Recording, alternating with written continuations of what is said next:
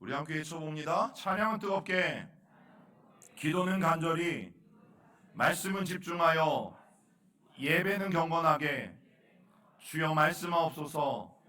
주의 종이 듣겠나이다. 아멘. 우리가 어느덧 돌아온 탕자의 비유의 마지막 부분을 이제 함께 나누게 되었습니다. 여러분이 돌아온 탕자의 마지막 이야기는 두 번째 아들이 아버지 품으로 돌아와서 그리고 이전보다 더 놀라운 신분의 회복과 또 하나님의 은혜를, 아버지의 은혜를 경험한 것으로 끝나지 않습니다. 오늘 마지막 첫째 아들에 대한 이야기가 오늘 성경에 기록되어져 있죠. 여러분, 우리가 성경을 수백 번을 읽고 또 성경 공부를 열심히 하고 아무리 성경을 열심히 들은들, 그리고 설교를 열심히 들은들, 여러분, 그 말씀이 내 안에서 내 내면을 만지지 못하고 또 내 내면을 다듬지 못한다면 여러분, 결국 그 말씀은 소용없는 말씀이 될 수밖에 없는 것이죠. 여러분, 제가 이 말씀을 여러분들과 함께 시작하면서 둘째 아들과 첫째 아들은 죄인의 유형만 다를 뿐이지, 여러분, 결국 이 세상에 살아가는 동안 모든 사람들은 첫째 아들 아니면 둘째 아들의 유형에 속하는 죄인일 수밖에 없다라는 말씀을 여러분 분명히 드렸습니다. 여러분, 우리가 둘째 아들의 이야기를 함께 나누면서 야, 그놈 참 나쁜 놈이네, 그런 막대 먹은 아들이 어디 있어? 그렇게 아버지의 마음을, 또 아버지에게 수치와 명예를 안겨주는 아들이 어디 있어? 나는 절대 둘째 아들과 같지 않아. 나는 절대 둘째 아들처럼 막대 먹은 사람이 아니야 라고 우리가 생각했을 수 있어요. 그러면 우리는 한 가지 빠져나갈 수 없는 게 무엇인가 하면, 여러분, 그러면 우리는 첫째 아들이, 여러분들이 부인하건 부인하지 않건 여러분, 이건 불변의 진리예요. 이 땅에 살아가는 모든 사람들은 하나님 앞에 죄인일 뿐인 것을 우리는 성경을 통해서 분명히 알아야 되기 때문이죠. 여러분, 이제 오늘 이 마지막 이야기, 그리고 이 첫째 아들의 이야기, 왜 이 첫째 아들 또한 탕자인가? 왜 이 첫째 아들 또한 죄인인가? 첫째 아들 또한 아버지의 잃어버린 아들인가? 여러분, 오늘 이 말씀에 보면 너무나 잘 나와 있어요. 그리고 우리가 그 이야기를 살펴보면서 다시 한번 가장 중요한 것, 우리의 내면을 다시 한번 들여다보고 우리의 내면을 살펴볼 수 있는 여러분 귀한 시간이 될 수 있기를 간절히 소망합니다. 여러분, 온 동네를 들썩하게 하던 잔치가 한창 무르익어갈 때 문제가 하나 있었어요. 그 문제가 뭐냐면 첫째 아들만 혼자 그 사실을 몰랐어요. 여러분, 우리 집에 벌어지는 잔치예요. 우리 집에서 모든 동네 사람들을 다 불러놓고 성대하게 벌어지는, 살찐 송아지 100명에서 200명까지 먹을 수 있는 여러분 값비싼 송아지를 잡고 벌어진 잔치예요. 그런데 그 잔치에서 누가 몰라요? 첫째 아들만 잔치를 모른다라는 거죠. 그리고 첫째 아들이 결국 밭에서 일하고 돌아와서 그 잔치의 광경을 목격해요. 그리고 나서 첫째 아들이 정말 상상할 수 없는 말과 행동을 우리에게 보여주고 있죠. 여러분, 사실 정상적인 상황이라면 이 잔치를 주관하는 사람은 첫째 아들이 되어야 됩니다. 아버지를 대신해서 이 모든 잔치를 주관해야 될 사람은 첫째 아들이에요. 그런데 오늘 성경에 보면 이 첫째 아들은 그 잔치에 참여하지 못하고 있어요. 그 잔치를 주관하지 않는 것은커녕 여러분, 그 잔치에 참여하지도 못하고 있어요. 그러면 분명 이것은 정상적인 상황이 아닌 것이죠. 여러분, 첫째 아들은 어떤 아들이었어요? 동생과는 다르게 늘 예의 범절이 깍듯했던 아들이었어요. 늘 부모를 공경했고 또 자기에게 주어진 일들은 철저하게 성실하게 지키는 아들이었고 또 규칙을 너무나 잘 지키는 아들이었어요. 여러분, 둘째 아들과 비교하면 전혀 손색이 없는, 둘째 아들과는 감히 비교도 할 수 없는 그런 아들이 첫째 아들이었어요. 그래서 늘 마을 사람들에게, 마을 어른들에게 인정도 받고 또 그렇게 존중도 받는 아들이 여러분 첫째였다라는 거죠. 그런데 오늘 이 사건을 통해서 첫째 아들의 진짜 모습이 드러나요. 그의 순종과 그의 예의 바른 모습은 겉모습에 불과했구나. 그의 진짜 속마음은 다른 것이 들어있었구나 라는 것을 발견하게 되어지죠. 여러분, 아버지의 재산을 최종적으로 얻기 위해서 그는 가면을 쓰고 살았을 뿐이에요. 성실한 척, 예의 바른 척, 효자인 척, 누구보다도 아버지의 말씀을 잘 듣는 척 하면서 살았다라는 것을 우리가 알게 되어지죠. 여러분, 다른 사람은 속일 수는 있어요. 그러나 매일매일 함께 살아가는 아버지의 눈을 속일 수는 없는 것이죠. 특히 둘째 아들이 유산을 요구하고 온 집안을 쑥대밭을 만들고 떠나 버렸잖아요. 여러분, 그때 보여준 첫째 아들의 행동이 아주 결정적이었죠. 여러분, 첫째라면 중재자가 되었어야 했어요. 그렇게 아버지 앞에서 대들고 반항하고 유산을 요구하는 둘째 아들을 말리면서 네가 아버지 앞에 예의 없게 행동한다고, 버릇없게 행동한다고 동생을 꾸짖어야 했고, 또 동생을 만류해야 했음에도 불구하고 여러분, 첫째 아들은 아무것도 하지 않았죠. 그리고 동생이 그렇게 하는 그 사건을 통해서 자기는 당시 장자는 2배나 많이 받았잖아요. 동생보다 2배나 더 많은 유산을 아무것도 하지 않고 아버지로부터 얻어냈던 위인이었다라는 거죠. 여러분, 그리고 평소에 동생을 그다지 사랑하지도 않았어요. 동생과의 관계가 좋지 않았다라는 것을 우리는 알 수 있고, 아버지는 그런 첫째 아들의 속마음이 탐욕으로 가득하고 정말 잘못된 것들로 가득하고 삐뚤어진 성격을 가지고 있었다라는 것을 여러분 누구보다도 잘 알고 있었다라는 사실이에요. 그리고 결국 오늘 이 잔치를 통해서 그의 본색이 드러납니다. 여러분, 첫째 아들은 밭에서 온종일 일하다가 집에 돌아왔을 때쯤 막 연기가 피어오르고 어디에서 소고기 굽는 냄새가 정말 코끝을 자극하는 여러분 그런 냄새 가운데 맡게 되어지고, 그러나 그는 직감적으로 알 수 있었죠. 아, 우리 집에서 놀라운 잔치가 벌어지는구나. 그리고 또 하나, 아, 동생이 돌아왔나 보다. 여러분, 그 마음이 그의 마음 가운데 들기 시작했던 것이죠. 여러분, 첫째 아들은 아버지가 철부지 동생이 얼마나 끔찍히 사랑했던 아들이었는지 알 수 있어요. 왜냐하면 매일매일 동구 밖에 나가서 매일매일 동네의 가장 높은 곳에 가서 하루도 빠지지 않고 그 아버지가 둘째 아들을 기다렸다라는 것을 여러분 형도 날마다 보았기 때문이죠. 여러분, 그 모든 상황들을 우리가 기억한다면 아버지가 둘째 아들을 얼마나 기다렸고 얼마나 사랑했는지 너무나 잘 알고 있었던 것이죠. 그래서 첫째 아들은 그래도 아직 자기가 확인하지 않았으니까 오늘 말씀해 보니까 한 종에게 무슨 상황인지 물어봅니다. 우리 누가복음 15장 27절을 같이 읽어봅니다. 대답하되 당신의 동생이 돌아왔음에 당신의 아버지가 건강한 그를 다시 맞아들이게 되므로 인하여 살찐 송아지를 잡았나이다 하니, 여러분 여기에서 말하는 종은 어린 종인데 그가 첫째 도련님이 둘째 도련님이 돌아왔다는 소식을 들었을 때 너무너무 기뻐할 줄 알았어요. 그렇죠. 자기의 동생이 얼마나 오래됐는지 모르겠지만 결국 죽었는 줄 알았는데 살아있다가 돌아왔어요. 여러분, 이 놀라운 소식을 가족 중에 하나가 들었다면 기뻐해야 되는 게 맞잖아요. 그래서 뭐라고 말하냐면 건강하게 돌아왔다라고까지 말해요. 그럼에도 불구하고 오늘 이 첫째 형의 반응이 무엇인가? 여러분,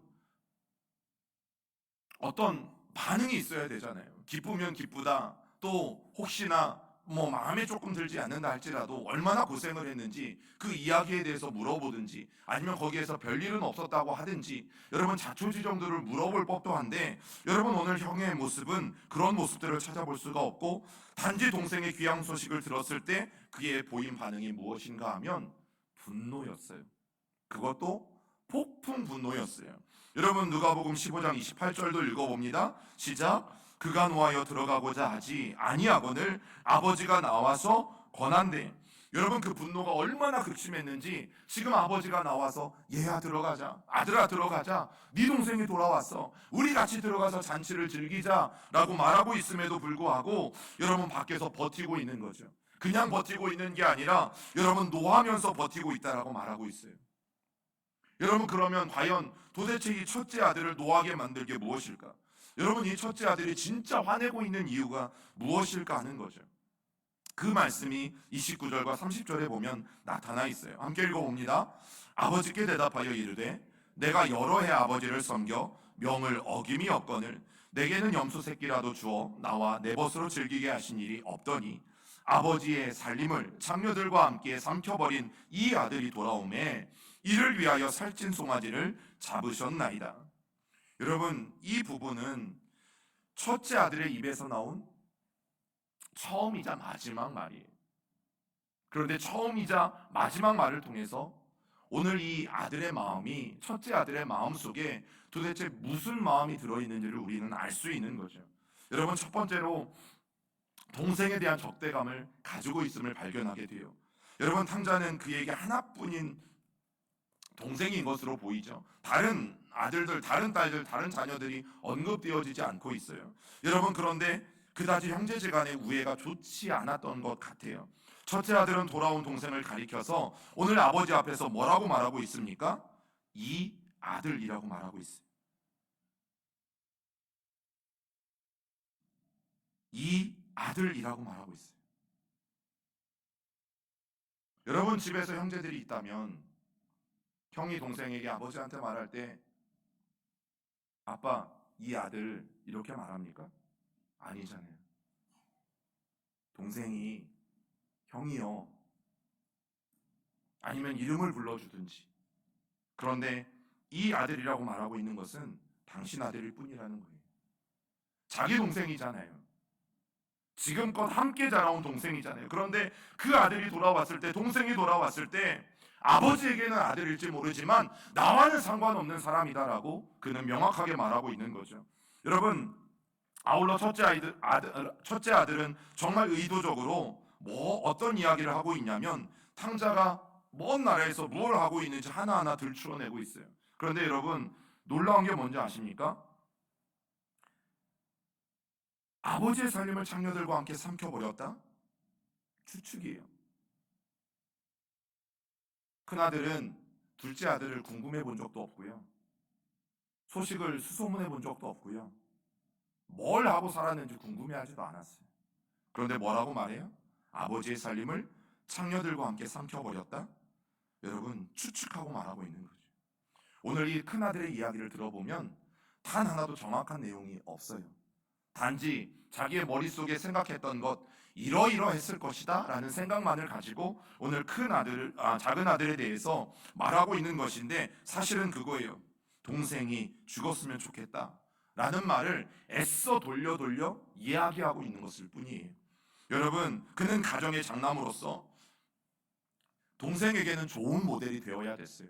또 이미 아버지에게 유산을 물려받았기 때문에 그가 대신 가장의 역할을 하면서 그 가정을 잘 지켜나가야 되는 가장으로서의 역할도 여러분 이미 그에게 주어졌던 상황이죠. 그런데 오늘 자신의 동생에 대해서 적대감을 표출하고 있는 것을 보게 되어지죠. 그리고 두 번째는요, 아버지에 대한 적대감도 가지고 있었어요. 그런데 사실 동생에 대한 적대감은 결국 아버지에 대한 적대감이에요. 동생에 대해서 화를 내고 있는 것처럼 보이지만 사실은 아버지에 대해서 화를 내고 있는 모습들을 보게 되어지죠.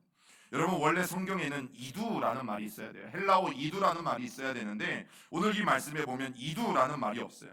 이두는 어떤 뜻이냐면 이봐요, 여봐요, 여보세요 이런 뜻이에요.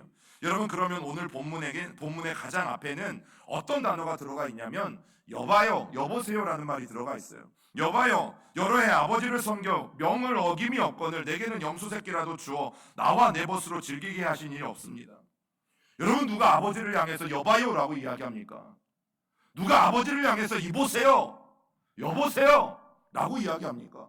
그런데 오늘 이 첫째 아들은 자기 아버지를 향해서 어떤 공경심도 없어요. 어떤 애정도 없고 예의도 없어요. 아버지를 향해서 여봐요라고 이야기합니다. 여러분, 이 아들은 아버지에 대해서 너무나 큰 적대심을 가지고 있고, 그것도 지금 어떤 자리예요? 동네 모든 사람들이 모여있는 잔치자리잖아요. 그런데 모든 사람들이 다 모여있는 데서 자기 아버지를 향해서 여봐요라고 말하고 있어요. 얼마나 이 첫째 아들이 오늘 자신의 아버지를 모욕하고 또 아버지에게 수치를 안겨주고 있는지 여러분 만천하에 드러나고 있는 거죠. 그리고 이어지는 그 아들의 항변을 보면 정말 부모 자식 지간이라고 생각하지 못하는 여러분 그런 안타까운 상황이 벌어지죠. 내가 여러 해 아버지를 섬겨 명을 어김이 없거늘이라고 말하잖아요. 여러분, 아무 이상이 없는 말처럼 보이죠. 그런데 이 섬긴다라는 말은 둘로스라는 헬라어에서 온 말인데 바로 종이라는 거죠. 여러분, 첫째 아들은 지금까지 아들로서 아버지와 함께 살지 않았다라는 뜻이에요. 내가 여러 해 아버지를 종으로 섬기면서 내가 살아왔다라고 고백하고 있는 거예요. 내가 아버지께 종으로서 아버지를 섬기며 살아왔다라고 말하고 있는 거죠. 여러분, 아들인데 자기를 종으로 여기면서 자기는 아버지한테 종으로 살아왔다라고 이야기하는 거예요. 여러분, 첫째 아들은 자원하는 마음과 기쁜 마음으로 그동안 일했던 게 아니라는 것을 알 수 있죠. 여러분, 종들은 그렇게 일하죠. 마지못해서 내가 주인께 속한 사람이니까 어쩔 수 없이 내 생명을 위해서 일하는 건데, 여러분, 지금 아들이 지금까지 일해온 게 바로 종으로서 일하고 있었음을 그가 말하고 있는 거죠. 오늘도 하루 종일 밭에 나가서 일한 것은 그냥 꾸역꾸역 나에게 주어진 일, 내가 종이니까 나에게 맡겨진 일, 아버지한테 혼나지 않으려고 그냥 어쩔 수 없이 버티고 버티며 살아가고 있는 거죠. 여러분, 첫째 아들이 동생과 달랐던 게 뭔지 아세요? 단지 유산을 받아내는 방법만 달랐어요. 첫째 아들은 뻔뻔스럽게 아버지 앞에 나와서 아버지 나에게 돌아올 유산 돌려달라고 아버지 앞에서 버럭버럭 투정 부리며 아버지 앞에 떼쓰며 받아낸 것. 그리고 이 첫째 아들은 자기에게 돌아올 2배의 유산을 정말 조용히, 둘째 아들 덕에 조용히 받아낸 것. 여러분, 그것만 달랐을 뿐이지. 동생이 깔아준 밥상에 기대서 조용히 자신에게 돌아올 2배의 유산을 챙겼던 첫째 아들. 여러분, 동생처럼 유산을 즉시 현금화한 것, 여러분, 그 짓만 하지 않았을 뿐이지 지금 그는 잠잠히 뭘 기다리고 있는 줄 아세요? 아버지가 돌아갈 날만을 기다리고 있어요. 아버지가 돌아가시기만 하면 이제 그 2배의 모든 유산은 자기가 마음대로 할 수 있기 때문이죠. 여러분, 둘째 아들은 돌아왔을 때 뭐라고 말해요? 아버지요, 내가 하늘과 아버지께 죄를 지었나이다. 회개하면서 돌아왔어요. 그런데 첫째 아들은 보십시오, 여보시오, 여보시오, 내가 여러 해 동안 당신을 섬겼고 한 번도 명을 어긴 적이 없습니다 하고 대드는 모습을 보여주죠. 여러분, 너무나 극명한 대조가 오늘 성경 가운데 이루어지고 있어요. 여러분, 우리는 그동안 진당한 둘째 아들을 얼마나 나쁘다고 생각했어요. 그리고 나는 그런 둘째 아들은 아니라고 생각했죠. 그런데 얘기를 들어보니까 누가 더 나쁜 놈 같으세요? 누가 더 나빠 보이세요? 누가 더 악랄하게 아버지를 배신하고 아버지에게 수치와 모욕을 안겨준 사람처럼 여러분 느껴지십니까? 여러분, 아버지에 대한 이 첫째 아들의 태도는 굉장히 율법주의적인 사고에 사로잡힌 사람들의 전형적인 모습을 우리에게 보여주고 있어요. 여러분, 우리가 율법적인 사고에 사로잡히면 여러분, 첫째 아들과 같은 그런 모습들을 보일 수밖에 없는데, 여러분, 너무나 큰 문제가 뭔지 아세요? 오늘날 교회 안에 첫째 아들들이 너무 많다라는 거예요. 이 율법적인 사람들의 특징은 첫 번째, 철저한 자기 기만과 착각이라는 중병을 앓고 있다는 거죠. 여러분, 첫째 아들이 뭐라고 말합니까? 나는 아버지의 명을 어긴 적이 없습니다. 나는 아버지의 명을 단 한 번도 어긴 적이 없습니다. 여러분, 이렇게 말할 수 있는 사람은 없어요. 이 세상의 모든 사람들은 죄인이기 때문이죠. 이 세상의 모든 사람들은 완벽하지 않기 때문이죠. 아버지의 명을 단 한 번도 어기지 않은 사람은 여러분, 이 세상에 존재할 수 없음에도 불구하고 그가 이렇게 말하는 것은 그가 자기 기만과 착각에 빠져 있다라는 가장 강력한 증거가 되어져요. 그리고 두 번째, 매일매일 다른 사람과의 비교의식 가운데 자기의 삶을 비참하게 만드는 삶을 살아간다는 거죠. 여러분, 그가 뭐라고 말해요? 나는 아버지의 명을 단 한 번도 어긴 적이 없는데 염소 새끼 한 마리도 나한테 잡아준 적이 없지 않느냐. 그런데 아버지의 것을 다 탕진하고 돌아온, 창기와 놀다가 돌아온 저 아들에게는 살찐 송아지를 잡아주는 게 웬 말이냐라고 말하고 있는 거죠. 여러분, 이게 뭐예요? 형은 자꾸만 동생과 자기 자신을 비교하고 있는 거죠. 그런데 여러분, 이 첫째 아들의 항변은 사실이 아니잖아요. 둘째 아들만 유산을 받았어요? 아니죠. 첫째 아들은 2배나 더 받았어요. 장자이기 때문에 2배나 더 많은 유산을 이미 그도 받았어요. 그러면 그도 얼마든지 염소 새끼 잡을 수 있습니다. 살찐 송아지 한 마리 아니고요, 3마리, 4마리도 잡을 수 있습니다. 그를 실행에 옮기지 않았을 뿐이지. 그런데 왜 실행에 옮기지 못했는 줄 아세요? 자기가 아들이 아니라 종이라고 생각했기 때문이에요. 종은 주인의 것들을 마음대로 못하잖아요. 아버지의 것이 자기 것이 될 수가 없는 거잖아요. 그러니까 눈에 염소가 있고 소가 있을지라도 그것을 자기 마음대로 할 수 없었던 것이죠. 여러분, 세 번째는 탐욕에 붙들려 산다라는 거예요. 여러분, 율법주의자들은 하나님이 넘치도록 부어주시는 그 은혜의 세계를 알지 못해요. 그래서 우리가 이 모습 이대로 여기에 올 수 있었던 것이 하나님의 은혜 때문이라는 것을 인정하지 못하다 보니까 결국에는 탐욕의 유혹에서 벗어날 수가 없어요. 여러분, 첫째 아들의 이 폭풍 분노를 가만히 살펴보면 그 내면에 깊이 자리 잡고 있는 게 뭔 줄 아십니까? 탐욕이에요. 어떤 탐욕? 이제 둘째 아들은 이미 유산을 다 받아가지고 나갔어요. 그럼 나머지 남아있는 것들은 다 누구 거예요? 첫째 아들 거죠. 내 거예요.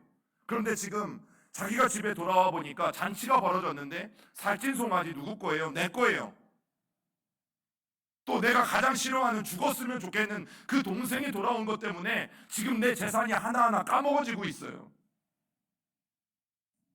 죽었으면 좋겠는 동생을 위해서 내 재산이 낭비되고 있다니까요. 여러분, 그게 너무너무 싫은 거예요. 그래서 그는 아버지에게 화를 내고 있는 거죠. 그리고 네 번째, 자기가 만든 좁은 세계 안에 갇혀져서 살아가고 있어요. 동생처럼 당장 자신의 어떤 계획을 실행에 옮길 용기는 없어요. 그런데 아버지만 돌아가시면 언젠가는 내 마음대로 할 수 있겠다. 그 욕심만을 가지고 계속해서 기다리고 있었던 것이죠. 여러분, 그런 첫째 아들의 계획이 자기가 하는 말 중에 나오잖아요. 그의 작은 소망이 뭐였냐면 염소 새끼 한 마리라도 잡아서 내 벗들과 함께 즐기는 것.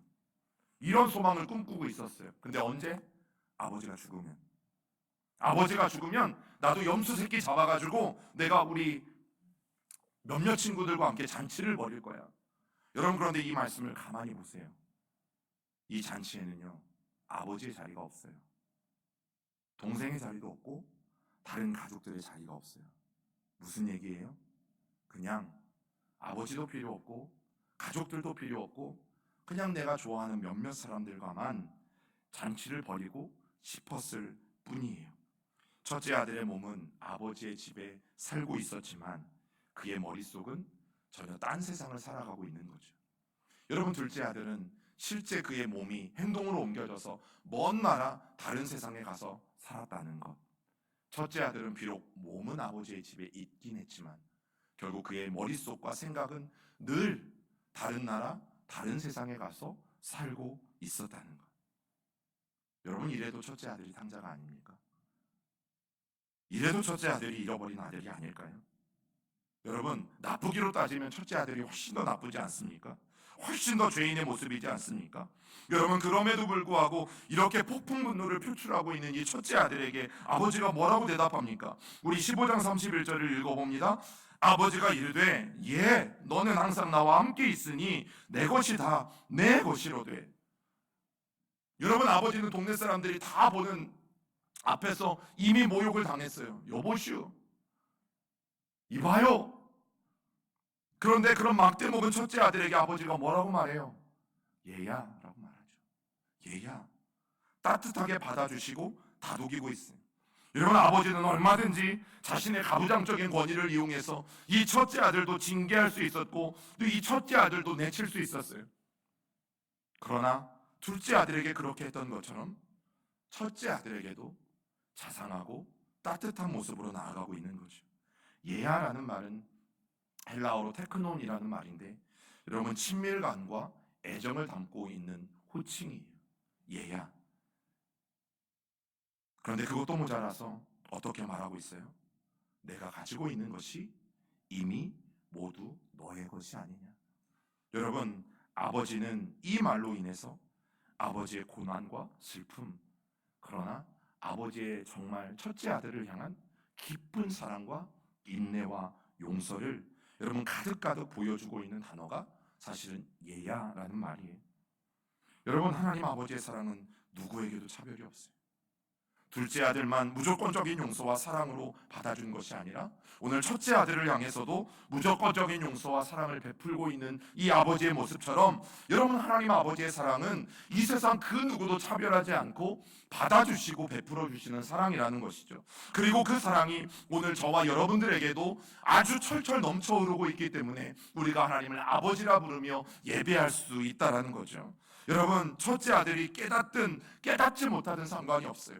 하나님의 사랑은 오늘도 정말 일방적으로 저와 여러분들을 향해서, 혹 집 나간 둘째 아들과 같은 사람들을 향해서 오늘도 무제한적으로 우리에게 베풀어 주고 있다는 사실을 여러분들은 아십니까? 여러분, 그런데 그런 아버지의 마지막 요청이 오늘 32절에 보면 나오고 있어요. 우리 마지막 말씀 함께 읽어봅니다. 이 내 동생은 죽었다가 살아났으며 내가 잃었다가 얻었기로 우리가 즐거워하고 기뻐하는 것이 마땅하다 하니라. 여러분, 아버지가 이 성대한 잔치를 왜 열었는지 그 이유를 설명하고 분노에 찬 첫째 아들에게 이 잔치에 동참해달라고 간곡하게 부탁하고 있는 장면이, 우리가 같이 즐거워하자, 우리가 같이 기뻐하자, 너도 이 잔치에 들어와서 동생의 무사귀환을 함께 축하하고 함께 즐거워하자.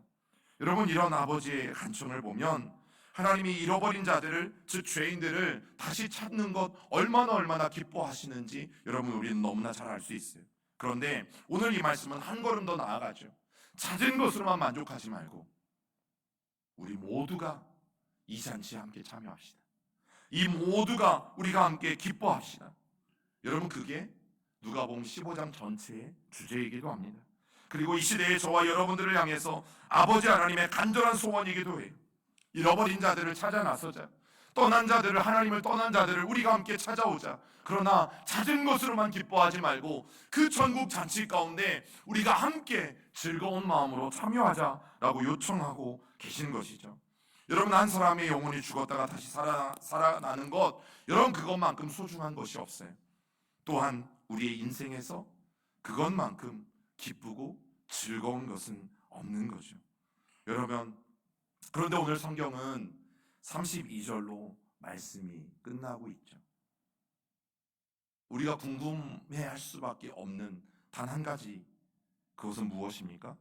과연 첫째 아들은 아버지의 요청을 듣고 그 잔치에 참여했을까? 참여하지 않았을까? 여러분, 성경은 우리에게 답을 주고 있지 않아요. 굉장히 좀 마음이 찝찝하죠. 둘째 아들은 분명히 돌아왔어요.